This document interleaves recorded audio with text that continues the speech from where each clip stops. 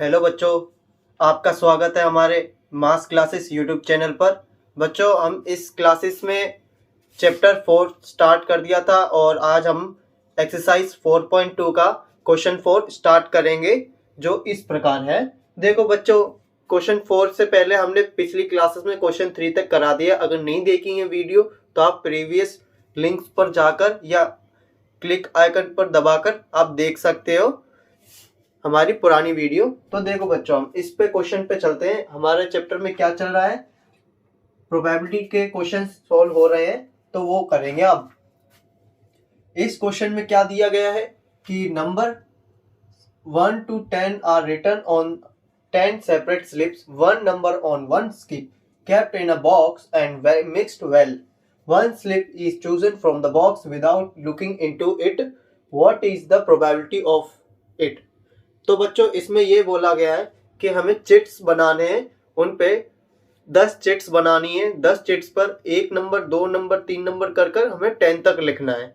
अब वो चिट क्या बोलते हैं, जो भी चिट्स हम बनाएंगे उनको एक बॉक्स के अंदर रखना है और उसको सफल कर देना है। सफल करने के बाद हमें वो क्या निकालेंगे, हम उसमें से चिट्स निकालेंगे। तो हमें उस तरीके से बताना है कि पहले क्वेश्चन में क्या पूछा गया है, गेटिंग अ नंबर 6। तो 6 आने की उम्मीद क्या है, तो ये हमें बताएंगे। फिर उसके बाद हमें बताना है कि 6 से कम वाले कितने निकलेंगे, नंबर्स कितने हैं, कि उनकी उम्मीदें कितनी है कि 6 से कम नंबर निकलें। तो देखते जाते हैं किस तरीके से ये सॉल्व करना है। आप ज्यादा क्वेश्चन पर हाइपर मत होना, एकदम इजी क्वेश्चन है। सबसे पहले हम ये पता कर लेते हैं कि इसमें कितने नंबर्स होंगे। तो हम बता सकते हैं कि प्रोबेबिलिटी कितने की होगी, 1 2 3 4 5 6 7 8 9, ये 10, मतलब टोटल 10 नंबर्स है हमारे पास, है ना बच्चों। तो अब हम क्या करेंगे कि गेटिंग अ नंबर ऑफ 6, तो हम क्या करेंगे, लिखेंगे probability getting a number number 6, या फिर ऐसे लिख सकते हो probability of 6 getting a number of 6। तो क्या आएगी, तो देखो बच्चों, हमें पता है कि 6 की प्रोबेबिलिटी कितनी होगी, तो एक ही होगी, क्योंकि एक ही हमारे हमने चिट में एक ही में 6 लिखा हुआ है। तो एक ही हमारे पास उम्मीद है कि एक बार में ही निकल सकती है 6, बार बार नहीं निकलेगी। एक बार निकल गई तो बार बार नहीं निकलेगी। तो हम बता सकते हैं कि एक बार निकलेगी। पर हमने चिट्स कितनी बनाई थी, टोटल 10 चिट्स बनाई थी, तो डिवाइड में 10 लिखेंगे। तो इस तरीके से हमने पहला क्वेश्चन कर लिया। अब दूसरे क्वेश्चन में क्या करना है, हमें बताना है कि getting a number less than 6, 6 से छोटा नंबर होंगे, वो हमें बताने कि कितने नंबर हैं। तो हम बता सकते हैं कि probability getting a number less than 6, क्या लिखेंगे कि कितने नंबर्स होंगे। तो आप काउंट कर सकते हो 6 से छोटे नंबर कितने हैं, 1 2 3 4 5। तो टोटल कितने हो गए हमारे पास, 6 नहीं है, 6 से छोटा बोला है, तो 6 तो काउंट नहीं करना हमें। तो हम क्या कर सकते हैं, 5 नंबर है हमारे पास, और आउट ऑफ टोटल आउटकम्स कितने हमारे पास, 10 है। तो हम इसको डिवाइड कर सकते हैं, तो कर सकते हैं कि नहीं कर सकते, अगर कर रहे हैं तो कर सकते हैं।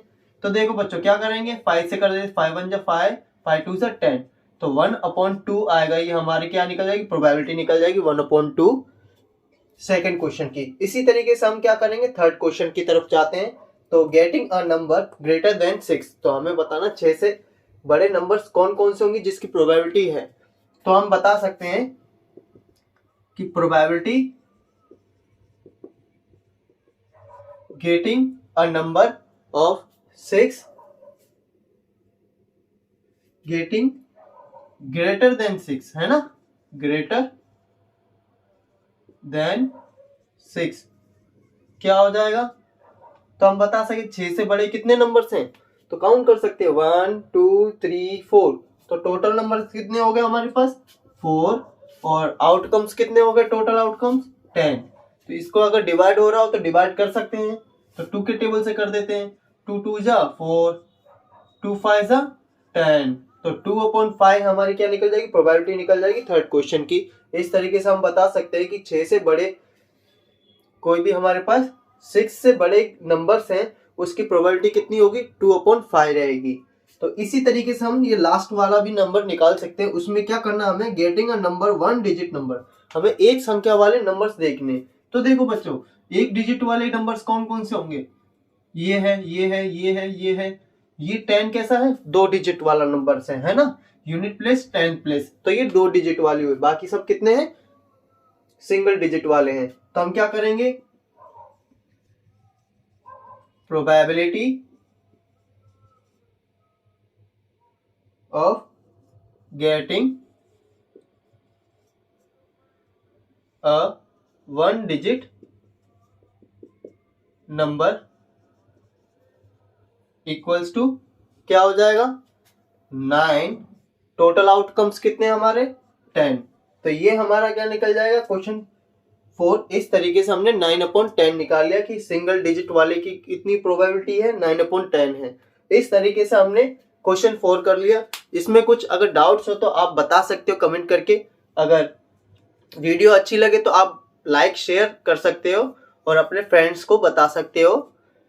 ठीक है बच्चों, अगर कुछ मास क्लासेस की तरफ से आपको कुछ डाउट्स हो तो आप कमेंट करके बताइए कि कुछ अगर आपको कुछ नया टॉपिक सीखना हो तो आप बता सकते हैं, तो वो टॉपिक भी आपके सॉल्व हो जाएंगे और क्वेरीज सारी सॉल्व हो जाएंगी। थैंक यू बच्चों, आज के लिए इतना ही, बाकी कल देखते हैं। Thank you.